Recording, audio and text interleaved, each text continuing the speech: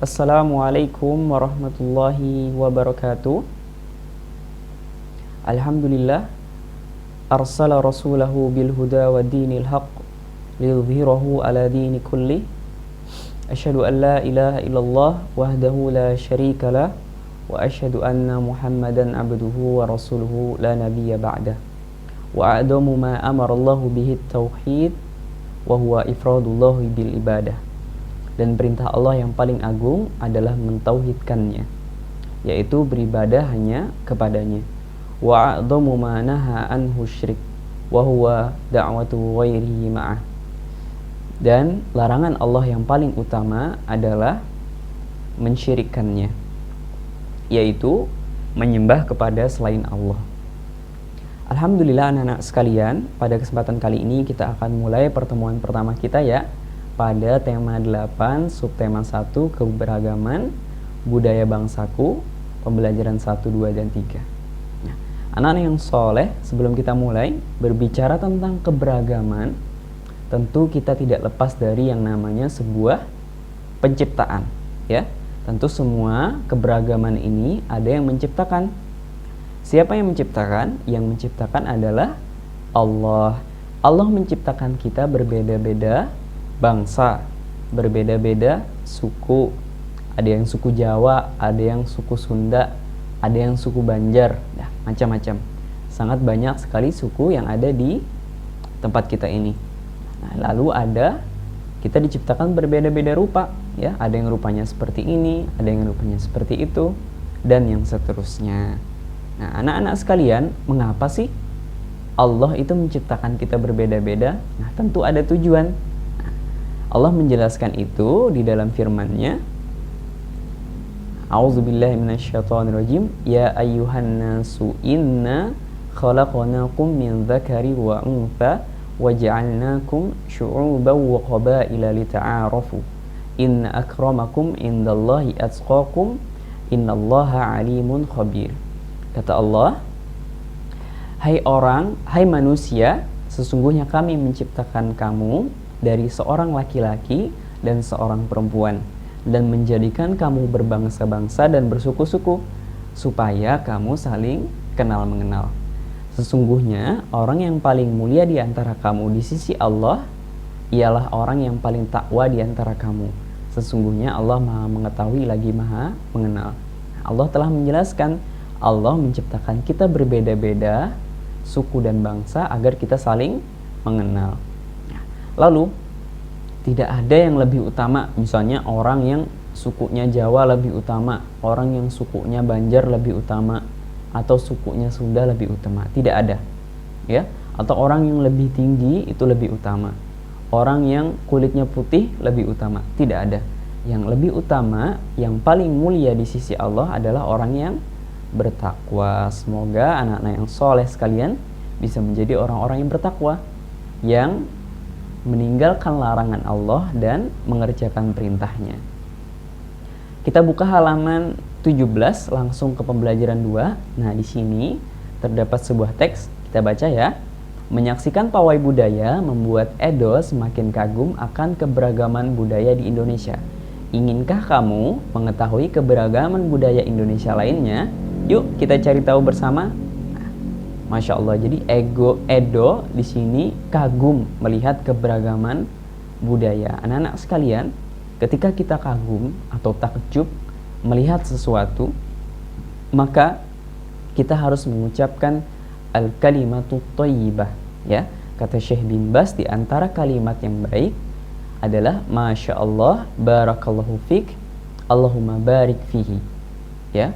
Berdasarkan firman Allah Subhanahu wa taala, A'udzubillahi minasyaitonirrajim, walaula idz dakhalta jannataka qulta masyaallah la quwwata illa billah. Dan mengapa kamu tidak mengucapkan tatkala kamu memasuki kebunmu, Masya Allah la quwwata illa billah. Nah, kita ingat lagi yuk, apa itu bangun datar? Masih ingat gak? Di kelas 2 kita sudah belajar bangun datar. Sekarang di kelas 4 kita belajar lagi bangun datar. Nah, apa itu bangun datar? Bangun datar adalah bidang datar yang memiliki sisi-sisi yang saling berhubungan. Jadi sisi-sisinya itu saling berhubungan. Dia merupakan kurva tertutup. Jadi sisinya tidak ada yang terbuka. Ingat ya, tidak ada yang terbuka, tapi dia tertutup. Ya, sisi-sisinya menutup, membentuk sudut-sudut. Nah, untuk lebih jelas apa sih itu Ustaz bangun datar? Nah, coba kita buka halaman 17. Nah, di sini ada gambar-gambar pawai budaya. Yang pertama, atap rumah. Nah, atap rumah di sini permukaannya berbentuk segitiga. Nah, merupakan ada sisi-sisinya ya. Nih, ada sisi-sisinya. Kemudian dia menutup ya, jadi tidak terbuka. Jadi dia tertutup. Terbuka itu seperti apa maksudnya? Terbuka. Nah, kalau tertutup seperti ini, tertutup. Nah, lalu di sebelah kanan atas itu ada atap lagi. Bentuknya apa itu? Ada yang tahu? Bentuknya adalah jajaran genjang. Nah, dia juga merupakan bangun datar. Lalu di kanan bawah itu ada orang menggunakan pakaian adat Dayak ya. Ada tamengnya ya. Tamengnya berbentuk apa itu? Berbentuk gabungan dari dua segitiga dan persegi panjang, tetapi ini karena menjadi satu kita sebut dengan segi banyak. Ustadz, apa itu segi banyak? Nah, sekarang coba kita lihat perbedaan mana yang termasuk segi banyak dan bukan segi banyak pada gambar berikut. Nah, coba kalian perhatikan gambar yang di atas dulu. Nah, yang ini. Nah, segi banyak itu biasanya memiliki sisi lebih dari satu dan dia memiliki sudut-sudut. Nah, contohnya seperti ini, ya, sisinya saling berhubungan dan memiliki sudut. Yang mana sudut? Masih ingat? Nah, sudut ada yang ini. Nah, ini sudut, sudut, sudut dan sudut. Kemudian ini juga sisi-sisinya saling berhubungan, membentuk sudut-sudut. Ya, insya Allah anak-anak yang soleh dan anak yang pintar sekalian sudah tahu apa itu sisi dan apa itu sudut. Nah, sekarang kita lihat. Berikut bentuk bukan segi banyak. Nah, kenapa lingkaran termasuk bukan segi banyak? Karena lingkaran itu bukan merupakan garis lurus. Jadi dia garisnya melengkung, ya, tidak membentuk sudut. Dan dia hanya memiliki satu sisi. Jadi kalau ditanya, Ustadz berapa sisi lingkaran? Nah, sisinya ada satu, ya. Sisinya ada satu. Lalu coba sekarang kita lihat bangun datar yang sebelah sini. Bangun datar yang sebelah sini bukan disebut segi banyak karena kurvanya terbuka. Seperti kata Ustadz tadi, bangun datar itu harus tertutup. Jadi tidak boleh terbuka. Kalau terbuka namanya bukan bangun datar, tapi cuman garis-garis, ya. Jadi kalau kalian bikin segitiga misalnya, tapi ada satu garis yang kada ketemu, nah berarti itu bukan bangun datar. Contohnya seperti ini, otomatis dia juga bukan segi banyak. Nah, insya Allah bisa dipahami ya. Nanti kita latihan. Nah, sekarang coba kita latihan. Kita cari di gambar ini mana yang termasuk segi banyak dan bukan segi banyak. Nanti kalian kasih angka ya, kalian kasih angka di gambarnya itu seperti yang Ustadz ini.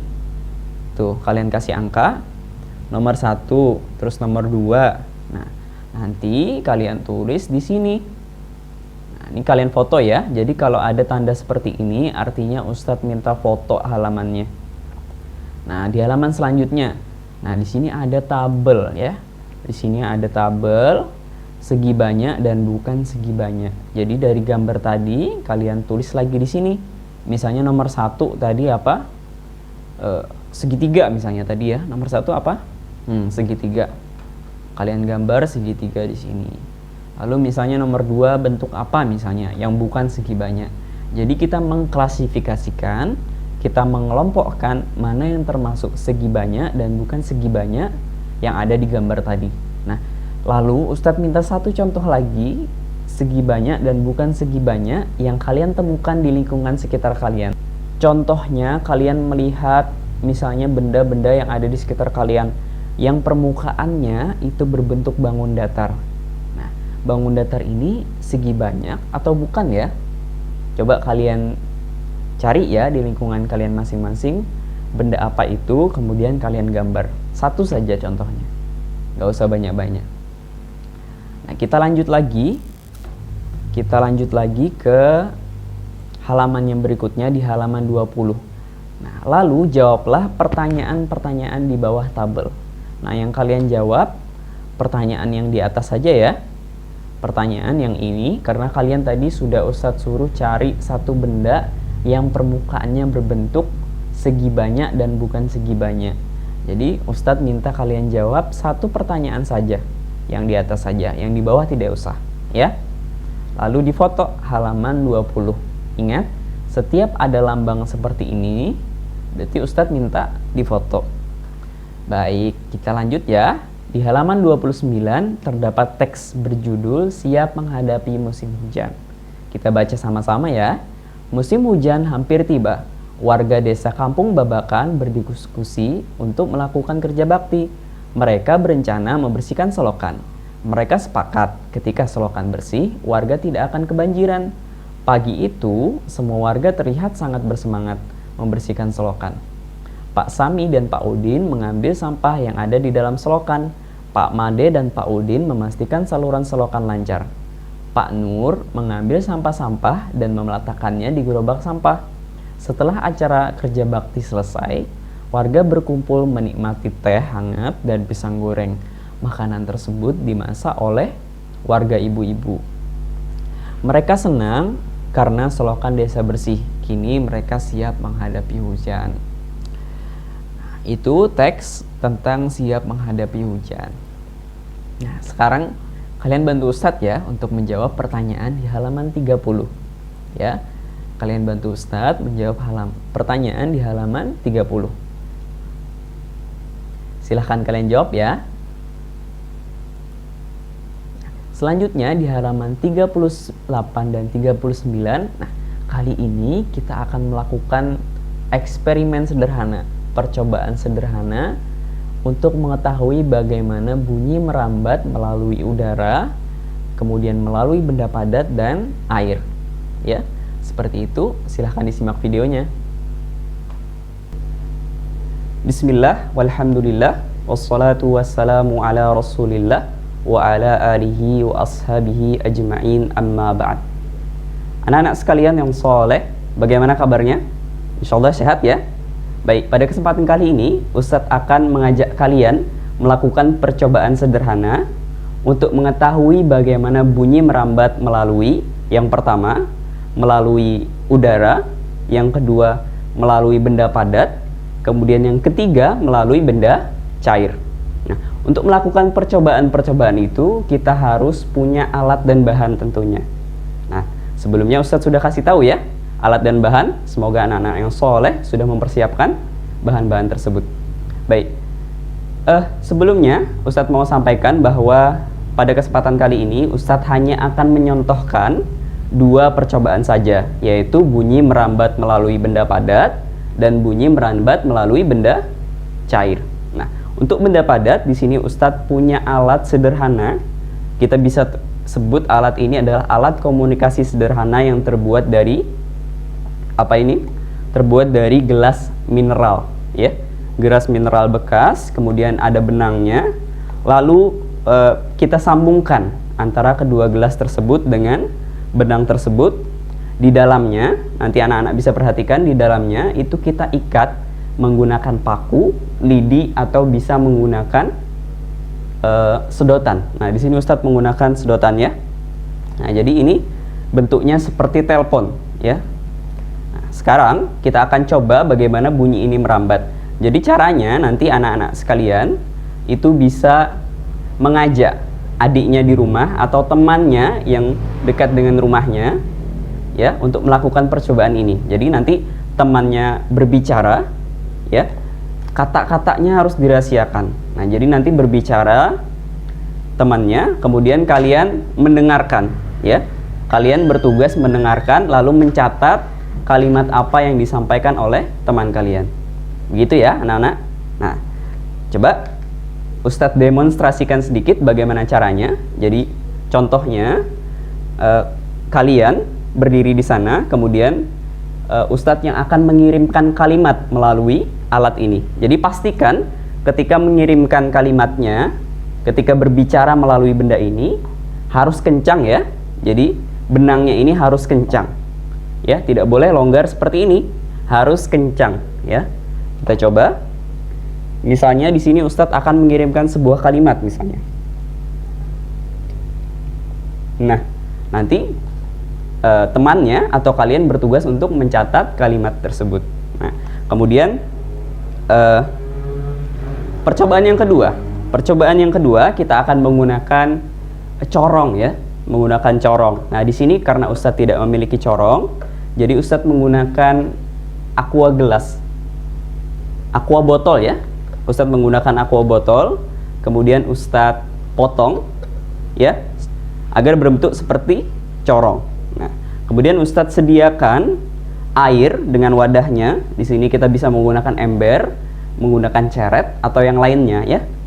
Nah, kemudian caranya untuk menguji suara merambat melalui benda cair, kita tinggal cukup tempelkan ke telinga. Lalu kita ketuk ember atau tempat airnya ya, kita ketuk seperti ini ya. Nah, kemudian kita akan amati, kita akan lihat apakah terdengar ketukan tadi ya. Jadi setiap percobaan yang kalian lakukan itu kalian catat ya. Kalian catat apakah itu terdengar atau tidak, apakah kalimatnya sudah pas atau tidak, atau jumlah ketukannya sudah pas atau tidak, atau ketukannya jelas atau tidak jelas. Nah, itu harus dicatat. Nantinya di halaman selanjutnya itu ada hasil kalian untuk melaporkan. Jadi ada format laporannya. Silahkan kalian tulis di sana ya. Nanti Ustadz tampilkan. Baik, itu saja anak-anak sekalian berkaitan dengan percobaan kita untuk mengetahui bagaimana bunyi itu merambat ya. Kita sering mendengar bunyi dari telinga yang Allah anugerahkan kepada kita untuk mendengar ya, tapi kita harus tahu juga di dalam pelajaran IPA bagaimana sih bunyi itu merambat. Nah, seperti itu ya anak-anak. Alhamdulillah kalian sudah menyimak videonya kan. Nah, sekarang kita akan tulis hasil percobaan kita tadi ya. Kita akan tulis hasil percobaan kita tadi. Misalnya percobaan pertama, nah, media atau perantara perambatan bunyi. Medianya apa tadi?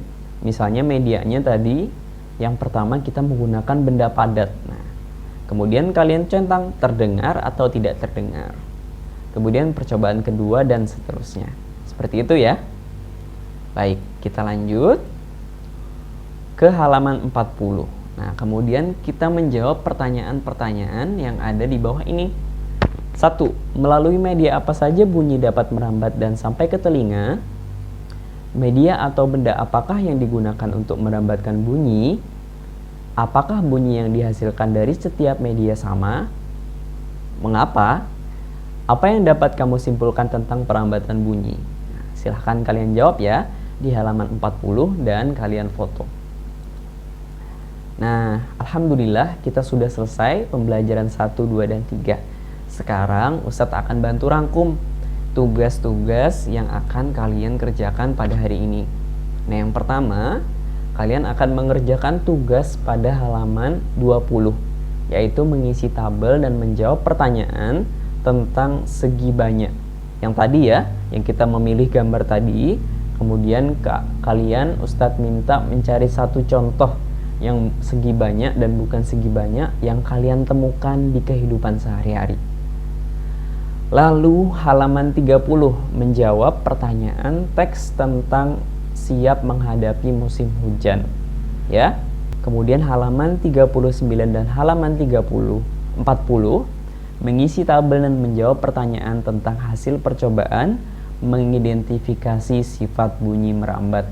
Jadi setelah kalian melakukan percobaan tadi, kalian isi tabelnya untuk laporan hasil penelitian, hafalan hasil percobaan, lalu kalian menjawab pertanyaan ya. menjawab pertanyaan tentang hasil percobaan kalian tadi. Begitu ya anak-anak. Alhamdulillah kita sudah selesai pada pertemuan tema 8 subtema 1 pembelajaran 1, 2, dan 3. Semoga Allah senantiasa memudahkan anak-anak yang soleh sekalian untuk mengikuti kegiatan-kegiatan yang ada di sekolah. Ya, kurang lebihnya seperti itu yang bisa Ustadz sampaikan. Semoga yang sedikit ini bermanfaat. Kita tutup dengan doa kafaratul majlis. Subhanakallahumma wa bihamdika asyhadu an la ilaha illa anta astaghfiruka wa atubu ilaik. Wassalamu alaikum warahmatullahi wabarakatuh.